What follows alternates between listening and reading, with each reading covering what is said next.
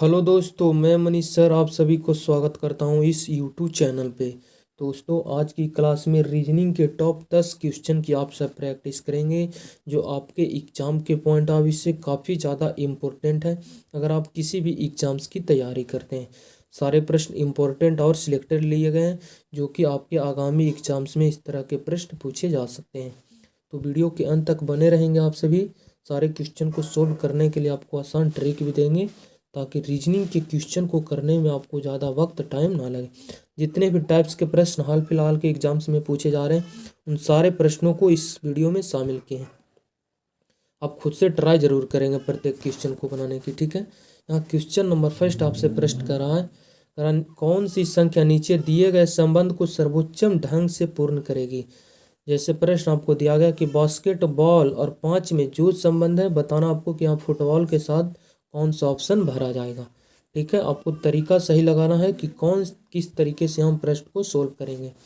जैसे आप सब जानते होंगे कि बास्केटबॉल में कितने खिलाड़ी होते हैं, 5 खिलाड़ी।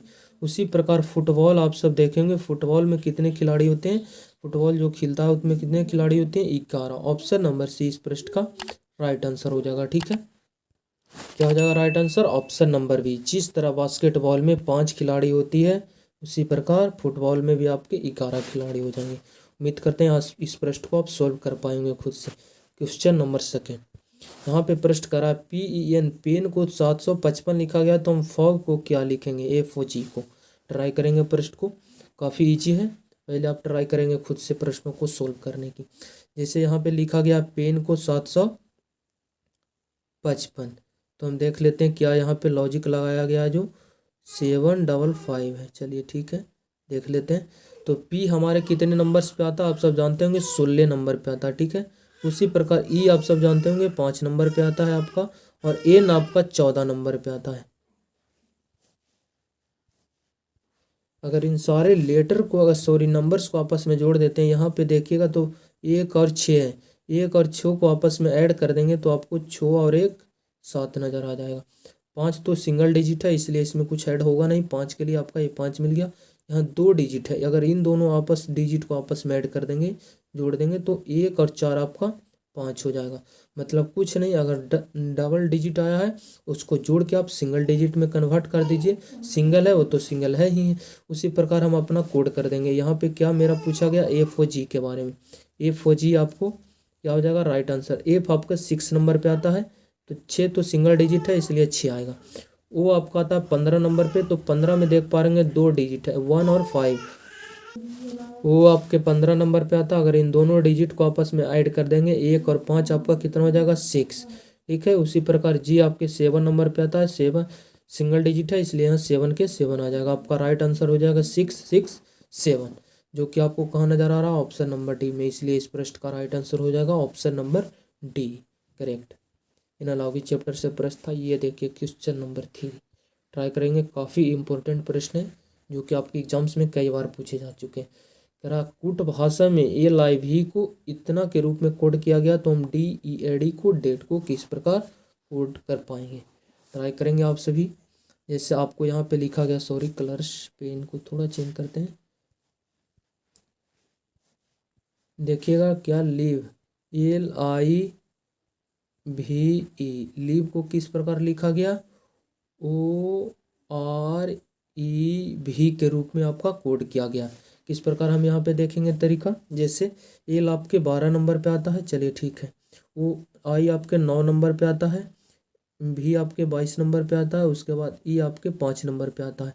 उसी प्रकार नीचे ओ आपका कितने नंबर पे आता है, 15 नंबर पे। आर आपका हो गया 18 नंबर, ई आपका हो गया 5 नंबर, भी हो गया आपका 22 नंबर। अगर देखते हैं इन दोनों में संबंध को, अगर देखने जाएंगे तो 15 और 12 27 हो रहा है, 9 और 18 27, 22 और 5 27, 5 और 22 27। सारे का योग, 2 लेटर का योग यहाँ पे देख पा रहे होंगे कि आपका 27 मिल रहा है। 2 लेटर का योग 27 आपको मिल रहा है। इसका मतलब ये दोनों लेटर क्या है, आपस में अपोजिट आया है, जिससे आप विपरीत लेटर बोल सकते हैं। ठीक है, विपरीत लेटर, 2 विपरीत लेटर का योग हमेशा 27 होता है। इसलिए एल और ओ आपस में अपोजिट है, आई और आर आपस में अपोजिट है, बी और ई अपोजिट है, ई और वी भी आपस में अपोजिट है। कुछ नहीं था, सिर्फ अपोजिट लेटर को यहाँ लिखा गया। जैसे एल का अपोजिट होता है ओ, आई का अपोजिट होता आर, भी का अपोजिट होता ई और ई का अपोजिट हो जाएगा भी। दो अपोजिट लेटर का योग कितना 27 होता है। लेटर का पोजीशन भी अगर आता है तो आप इजीली सोल्व कर लेंगे। जैसे डी है, डी आपका 4 नंबर पे आता है तो इसका अपोजिट जाएगा कितना 23वां लेटर, क्योंकि इन दोनों का 27 होना था ये योग। तो 23वें लेटर पे आपके क्या आता है डब्लू, इसलिए मेरा फर्स्ट लेटर आएगा डब्लू। यहाँ फर्स्ट लेटर है एक्स, ये मेरा आंसर नहीं दे सकता है। यहाँ यू था, ये लेटर भी मेरा आंसर नहीं दे सकता। यहाँ जी था, ये लेटर आंसर नहीं दे सकता। डब्लू से सिर्फ एक ऑप्शन स्टार्ट था, इसलिए इस प्रश्न का राइट आंसर माना जाएगा ऑप्शन नंबर डी। आगे आपको चेक करने की ज़रूरत नहीं है। जब 3 ऑप्शन आपका गलत हो गया तो कन्फर्म है कि ऑप्शन नंबर डी ही इस प्रश्न का राइट आंसर हो जाएगा। क्वेश्चन नंबर 4 ट्राई करेंगे इस प्रश्न को आप सभी। करा विषम की पहचान करें। थोड़ा सा आपको ध्यान देना पड़ेगा। जैसे ई आपके 5 नंबर पे आता है, 5 आ गया है। उसके बाद T20 20 नंबर पे आता है, 20 आया है। जी आपका 10 नंबर पे आता है, 10 हो गया। वो आपका 15 नंबर पे आता है, 15 हो गया। सारे लेटर जो है उसका नंबर लिखा गया हो तो कन्फर्म है कि लेटर का पोजीशन है। जैसे ई 5 पे आता है, 5 ही है। टी 20 पे आता है, 20 ही है। जी आपका 10 पे आता है, 10 यहाँ भी दिया गया। वो आपका 15 पे ही आता है, 15 दिया। पर इसमें अपोजिट विषम क्या है जो आपको बताना है। ऑड वन ऑड से प्रश्न पूछा गया है तो देख पाएंगे आपके लेटर जो हैं 3 गो में नीचे है। यहाँ देखिए ई नीचे है, ये नीचे है, वो नीचे है।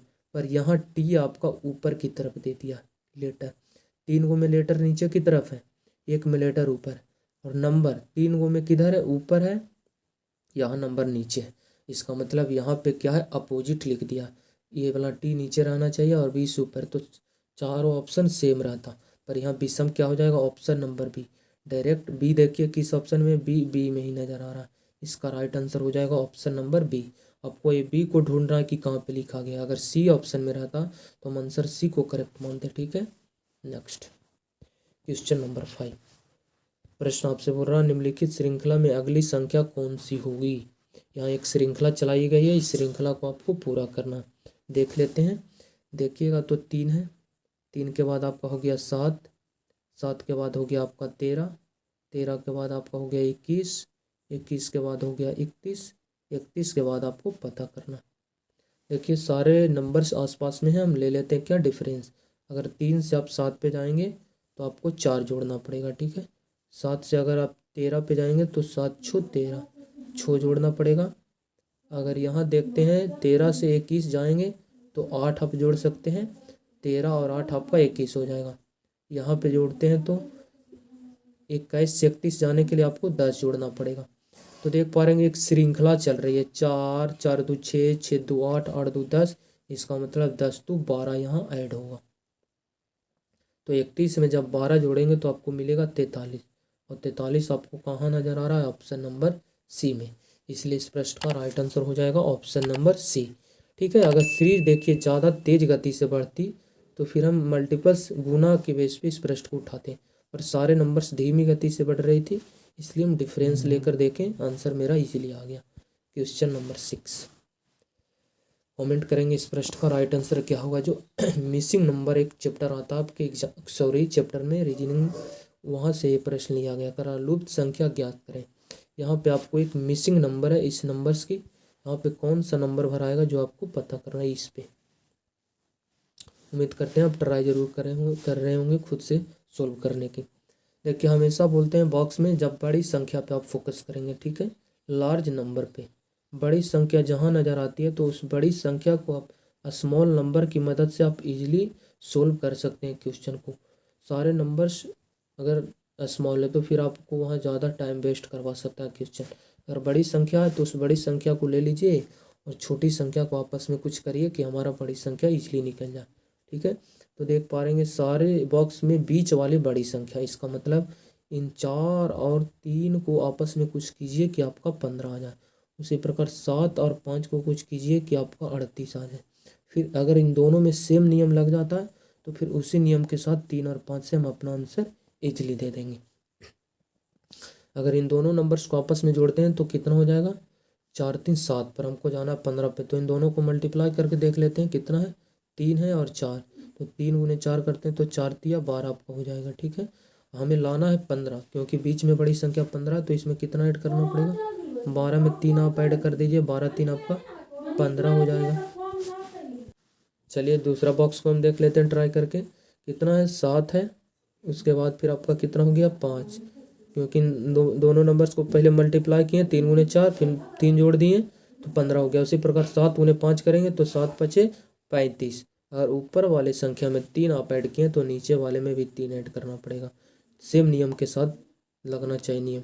तो 35 में 3 जोड़ देंगे 38, जो कि यहाँ भी मिल गया। मतलब लॉजिक को हम समझ गए कि क्या यहाँ लॉजिक चल रहा था। अब हम अपना आंसर इजली दे देंगे। क्या है, 3 के बारे में पूछा गया तो 3 गुने 5 कर देंगे। तो 3 गुने 5 कर देंगे, आपका 3 पचे 15 हो गया। और ऐड कितना करेंगे, जो सारे में ऐड करते आ रहे हैं 3 ही यहाँ ऐड करेंगे। तो 15 3 18, जो कि ऑप्शन नंबर बी में नज़र आ रहा है। इस प्रश्न का राइट आंसर हो जाएगा ऑप्शन नंबर बी। ठीक है, चलते हैं नेक्स्ट क्वेश्चन की तरफ। क्वेश्चन नंबर 7 काफ़ी इम्पोर्टेंट प्रश्न, जो कि आपके एग्जाम्स में रेलवे में भी पूछा गया और एसएससी में। इस प्रश्न को आप सब सोल्व करेंगे। जरा नीचे दिए गए आकृति में कितने ट्रायंगल्स त्रिभुज हैं, काउंट करेंगे आप सभी कि इस प्रश्न का राइट आंसर क्या होगा। 20 सेकंड 30 सेकंड हम वीडियो को थोड़ा सा रोकते हैं ताकि आप सोल्व कर सकें खुद से। ट्राई कर रहे होंगे आप सब। चलिए हम देखते हैं, अब ट्राई करते हैं। देखिए सबसे पहले बाहर वाले पार्ट को पकड़िए। इस वाले पार्ट को अगर पकड़ते हैं तो इसमें 3 ट्रायंगल्स नज़र आ रहा होगा। फर्स्ट, ये आपका सेकंड, और 1 और 2 की मदद से बनेगा तीसरा। कौन वाला, ये बड़ा वाला। 1 और 2 को मिला देंगे तो 3 ट्रायंगल्स इस कॉर्नर में हो गया। उसी प्रकार 3 त्रिभुज आपको यहाँ बन जाएंगे। किस तरह, ये आपका हो गया फर्स्ट, ये हो गया आपका सेकंड, और 1 और 2 को ऐड कर देंगे तो 3 ट्रायंगल्स यहाँ बन जाए। उसी प्रकार देखिए, ये हो गया आपका फर्स्ट, ये हो गया आपका थर्ड, सॉरी सेकंड, या और 1 और 2 की मिला देंगे तो ये आपका हो गया थर्ड।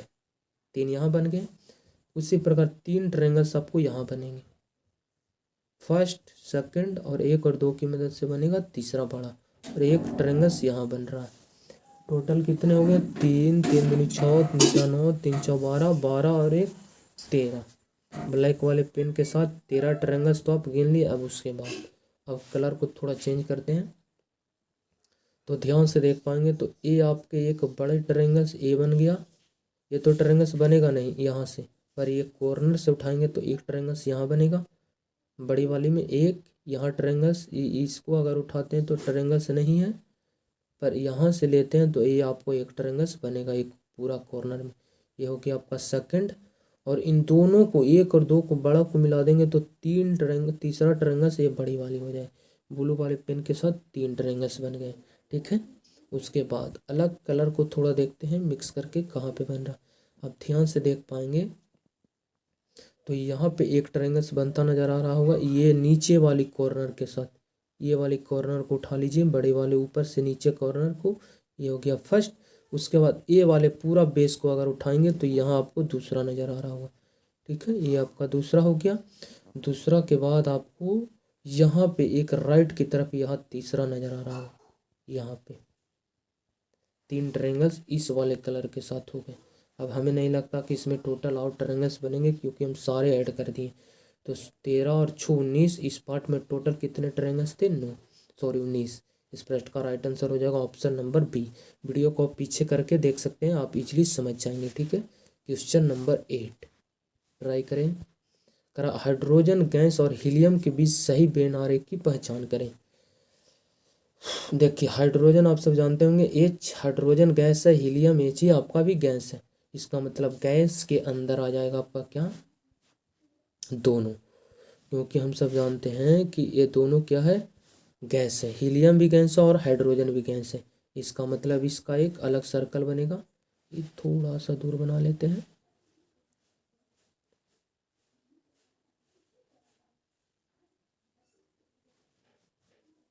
ये आपका बाहर वाला क्या हो जाएगा, गैस हो जाएगा, क्योंकि गैस के अंतर्गत दोनों आते हैं।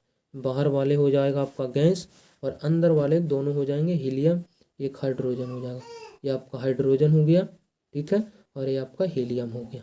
इस प्रकार इसका सही डायग्राम बनेगा, जो कि कहाँ नज़र आ रहा है, ऑप्शन नंबर डी में। ये आपका गैस, इसे आप हीलियम मानते हैं तो ये हाइड्रोजन हो जाएगा, इसे हीलियम मानते हैं तो हाइड्रोजन हो जाएगा। ऑप्शन नंबर डी इस प्रश्न का करेक्ट आंसर।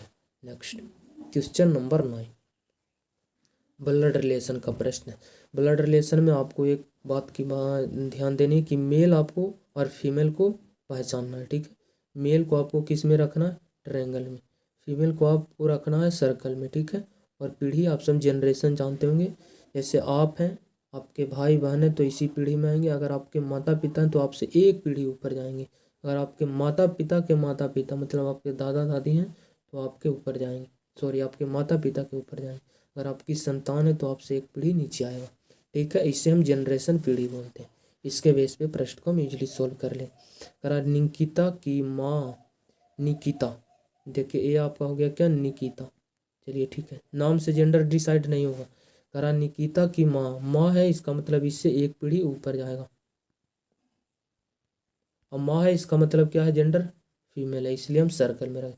निकिता की माँ, माँ के भाई, माँ का भाई मतलब माँ का भाई माँ के जनरेशन का, उसी के पीढ़ी का, और उसका भाई है इसका मतलब इसके सामने आ जाएगा। माँ का भाई है इसलिए इसके माँ के सामने बैठ जाएगा, और भाई है इसका मतलब मेल है, तो इसको हम ट्रायंगल में रखते हैं। उसके बाद निकिता के माँ का भाई, माँ का भाई यहाँ हो गया, माँ के भाई का बेटा सुरेश है, बेटा जो है उसका नाम क्या है, सुरेश है। निकिता की माँ का भाई का बेटा, भाई का बेटा, बेटा इसका मतलब एक पीढ़ी नीचे आएगा। बेटा कौन है, सुरेश है, बेटा के बारे में बताया गया, बेटा कौन है, सुरेश है। बेटा इसका मतलब इस जेंडर क्या है, मेल है, इसलिए हम इसको ट्रायंगल में रख दें। उसके बाद बोला सुरेश का निकिता से, निकिता से सुरेश कौन है, जो आपको बताना, मतलब निकिता का सुरेश कौन है, ठीक है। निकिता की माँ कौन हो गई, माँ, माँ का भाई मामा, और मामा का बेटा आपका क्या लग जाएगा, ममेरा भाई, इसका मतलब निकिता का ममेरा भाई है सुरेश। ऑप्शन नंबर इस प्रश्न का बी राइट आंसर हो जाएगा, ठीक है। नेक्स्ट क्वेश्चन नंबर 10 ट्राई करेंगे आप सभी। आज का लास्ट क्वेश्चन जो कि डायरेक्शन चैप्टर से उठाया गया। प्रश्न करा, एक जवान सोल्जर 2 किलोमीटर उत्तर की दिशा चलता है और फिर वह बाएं मुड़ता है, और 3 किलोमीटर चलता है, फिर से वह बाएं मुड़कर लगातार चलता है। अब वह किस दिशा में चल रहा है, सॉल्व करेंगे। देखिए सबसे पहले दो बात आपको हम समझा देते हैं, बार बार यहाँ से हम आपको समझाने की कोशिश कर रहे हैं प्रत्येक पार्ट में, ताकि मानचित्र में आप समझ सकें कि ऊपर वाले को हम नीचे उत्तर बोलते हैं, नीचे वाले को साउथ दक्षिण बोलते हैं, जो आपके राइट हैंड की तरफ है इसे ईस्ट बोलते हैं, इसे वेस्ट बोलते हैं, पश्चिम। उसके बाद बोले थे राइट अगर घूमने में दिक्कत हो रही है तो घड़ी की दिशा में घूर जाइए, ठीक है। लेफ्ट घूरना चाह रहे हैं तो आप घड़ी के विपरीत दिशा में घूर जाइए। अब प्रश्न को इन दो पॉइंटों की मदद से आप इजीली सॉल्व कर लेंगे। चलिए स्टार्ट करते हैं। एक जवान सोल्जर 2 किलोमीटर उत्तर की दिशा चलता है, उत्तर अभी बोले हैं किधर है, ऊपर की तरफ। मान लीजिए यह स्टार्टिंग पॉइंट है, यहाँ से 2 किलोमीटर उत्तर की तरफ चला, चलिए ठीक है। उसके बाद नेक्स्ट पॉइंट करा, फिर वह बाएं मुड़ता है और 3 किलोमीटर चलता है। बाएं, बाएं का मतलब लेफ्ट, बाएं का मतलब लेफ्ट, मतलब यहाँ से घड़ी के विपरीत घूरना, बाएं का मतलब विपरीत घूरेंगे इधर से इधर की तरफ, इसका मतलब विपरीत किधर हो जाएगा, इधर। 3 किलोमीटर घूर गया बाएं की तरफ। उसके बाद फिर से वह बाएं मुड़कर लगातार चलता, फिर बाएं मुड़ा, बाएं का मतलब अभी बोले घड़ी के विपरीत, अगर इधर घूर जाएंगे तो घड़ी की दिशा में घूर जाएंगे, हमें घड़ी के विपरीत जाना है, इसका मतलब इधर की तरफ जाएंगे, और इधर की तरफ मतलब नीचे की तरफ। मतलब व्यक्ति किधर चल रहा है, जवान सोल्जर नीचे की दिशा में। और अब वह किस दिशा में चल रहा है, नीचे का मतलब किधर होता है, नीचे की मतलब साउथ दिशा होता है, इसका मतलब साउथ दिशा की ओर चल रही है, दक्षिण। ऑप्शन नंबर ए इस प्रश्न का राइट आंसर हो जाएगा। उम्मीद करते हैं आप सभी प्रश्नों को सॉल्व कर पाए होंगे। टोटल 10 में से 7-8 क्वेश्चन आप इजीली सॉल्व कर लिए होंगे, ठीक है। अगर इतना कर रहे हैं तो आपकी तैयारी क्या है, ठीक ठाक। चलिए सेशन को अगर अच्छा लगता हो तो इसे शेयर ज़रूर कीजिएगा। मिलते हैं नेक्स्ट वीडियो में।